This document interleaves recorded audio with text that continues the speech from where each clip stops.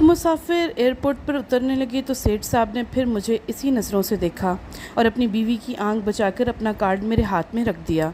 मैंने कार्ड तो अपनी मुट्ठी में दबा लिया, मगर ज़ेरे लब सिर्फ इतना कहा, सेठ साहब आप शादीशुदा हैं, ज़रा अपनी बीवी का ख्याल कीजिए। बहुत दिन गुजर गए और मैं इस वाक़या को भूल भी गई। एक रोज़ जब मैं फंसाकर अपने हॉस्टल की तरफ भागी जा रही थी तो मुझे पैगाम मिला कि लॉबी में कोई साहब मेरा इंतज़ार कर रहे हैं। मैं जल्दी जल्दी कदम उठाते इसी तरफ गई तो सेठ साहब को देखकर ठिठक कर खड़ी हो गई।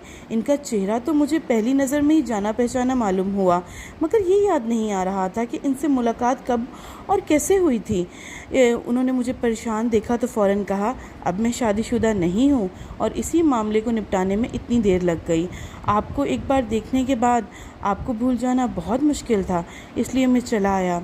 इस रोज़ के बाद मैं सेठ साहब की हर बात को मजाक समझती रही, मगर वो हर मुलाकात को बेशकीमत ताइफ और दिल नशीन बातों से चरागां करते रहे। रफ्ता रफ्ता मेरी ज़िंदगी में फ़ैसले की घड़ी आ पहुंची। सेठ मल्होत्रा की उम्र 50 साल थी और मैं सिर्फ 22 बरस की थी। कोई जोड़ ही ना था, मगर मैं फिर भी शादी पे आमादा हो गई। मैंने कई बार अपने दिल से पूछा कि सेठ मल्होत्रा से मैं शादी क्यों कर रही हूँ। इसमें ज़ाहिरी हुस्न भी नहीं, बाकी तो सिर्फ दौलत रह जाती है।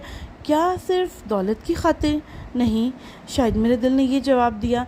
मैंने सेठ मल्होत्रा से आखिरकार शादी कर ली और हमारी शादी की धूम मच गई। पहला 1 साल तो मैंने हीरे मोतियों में झूलते और शॉपिंग करते हुए ही गुजार दिया।